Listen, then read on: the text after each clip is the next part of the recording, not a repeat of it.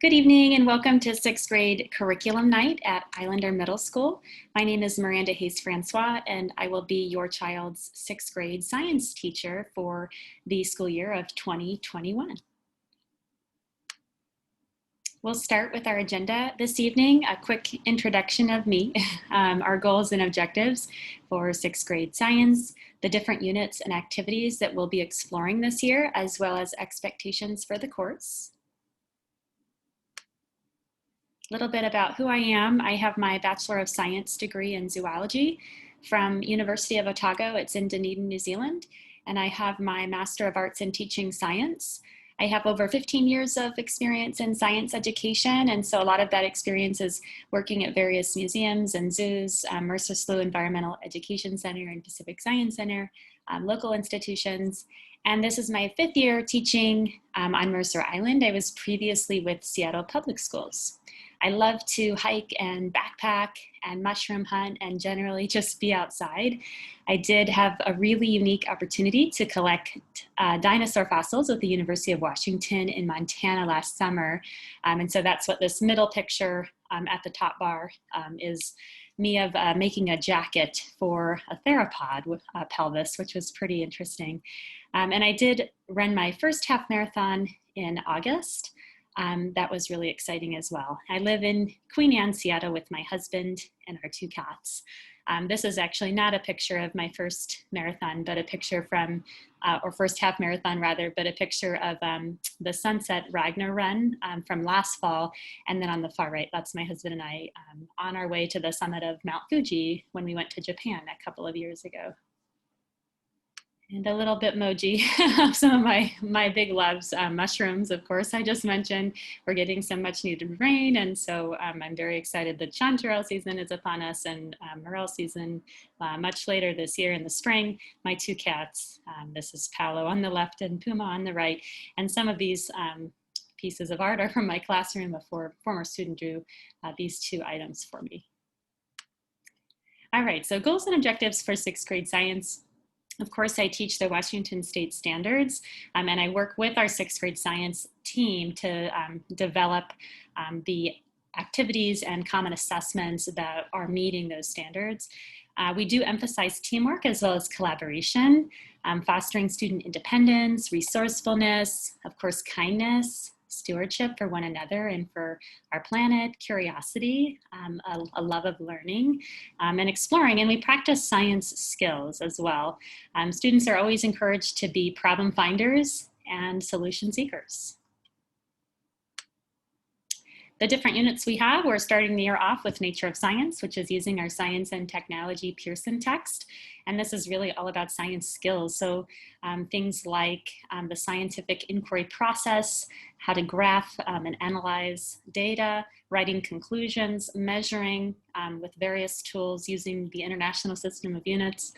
Ecology and the Environment is next. Solar energy, where we make solar ovens. Waves, so focusing on both sound and light waves, electricity and magnetism, and together electromagnetism. And that's kind of a subunit within a much bigger unit about forces in motion, where we look at a variety of forces and Newton's laws of motion. If you have some experience or work in any of these units and you'd be interested in presenting to our class or coordinating a virtual experience in any capacity, please do reach out and let me know. I love having special guests come into the classroom. Even if it's not live, it's a recorded video clip of some of the work you're doing. I think it's a really unique opportunity for students to experience enrichment. So science project, I alluded to some of these earlier, or at least the solar oven, but we also have an electromagnetic fishing derby assignment or project and a roller coaster relay project related to Newton's laws and forces and energy. In science, we do use Pearson to supplement kits. There is a website online that has some activities and virtual labs that students may be assigned to complete at various times throughout the year. In addition, we do have the eText, which is an app that is free and already on student iPads, and we will work together in class on making sure all the books have been downloaded as we move through our units this year. Students have the option of either reading themselves or having the e-text read to them. All Schoology assignments are posted there, and also in the WAG, so that's a good place to look for upcoming events. Schoology is where all assignments should be submitted. We do, I went too far. We do include collaboration to the extent possible via breakout rooms and chat discussions and other types of interactive activities. We work on vocabulary, note-taking, data collection and analysis, and scientific argumentation. So coming up with a claim, supporting that claim with various reliable pieces of evidence, and coming up with a piece of reasoning that ties those pieces of evidence back to the claim. And we do, again, have special guests come into the Zoom. I'm working on securing some specific guests for that purpose right now. And a special thanks to those of you who support the Mercer Island Schools Foundation. I am very thankful to have received many gifts from the foundation over the years, both as a 6th grade science teacher and previously when I taught 8th grade science at Islander Middle School.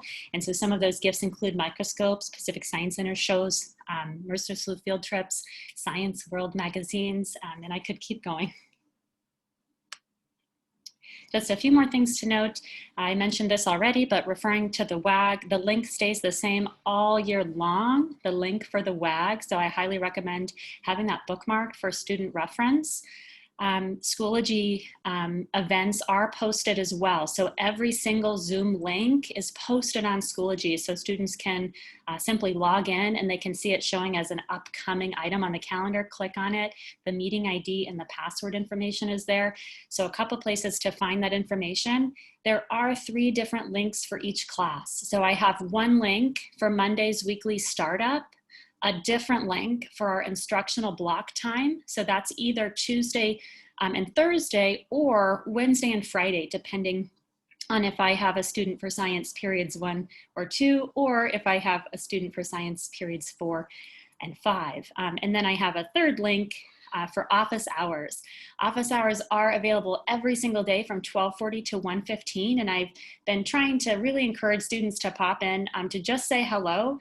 They can pop in for 30 seconds or for 10 minutes or for the whole time to get help, to get extra support, or to just chat about content or whatever. So it's really a neat opportunity for students to just come in, connect with the teacher, ask any questions they have, and make sure they're ready to go for the next instructional block.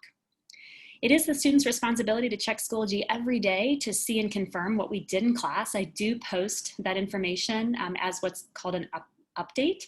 And so it will show on upcoming on Schoology those assignments. And the WAG, again, may also be used. And so with respect to those updates, you'll see a list of the things that we did and the date, any homework that is upcoming or things that are upcoming, as well as anything that was turned in, all screenshots from any slides that were shared or links that were shared in class, etc. And then just a quick reminder that it's Skyward, not Schoology, where information regarding grades or feedback and missing assignments can be found.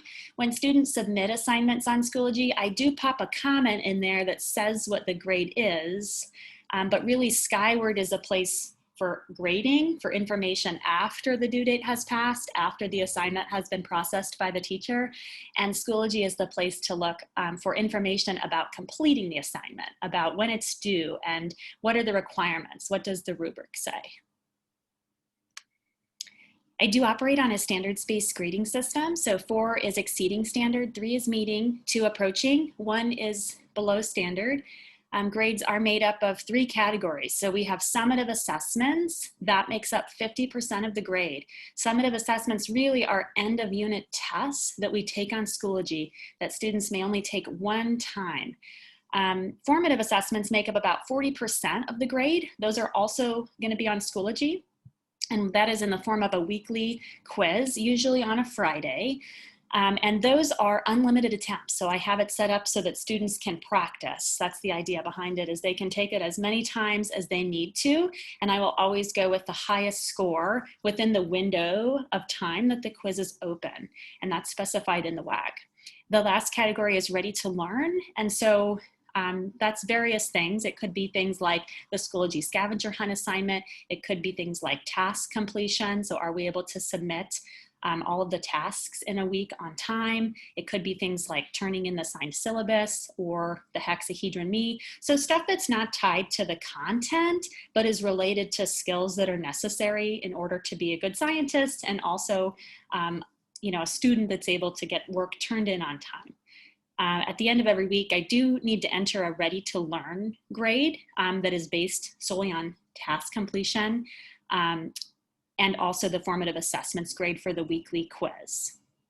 Students have unlimited attempts to take that quiz. I just talked about that, but then again, only one attempt to take the test, and that's why it's called a summative assessment. Oh, and that's my slideshow for my 7th and 8th. They had theirs last week. So anyway, thank you so much for joining me this evening. I really look forward to getting to know your child more this year and working with you. Have a wonderful rest of your evening, and I'll see you again real soon.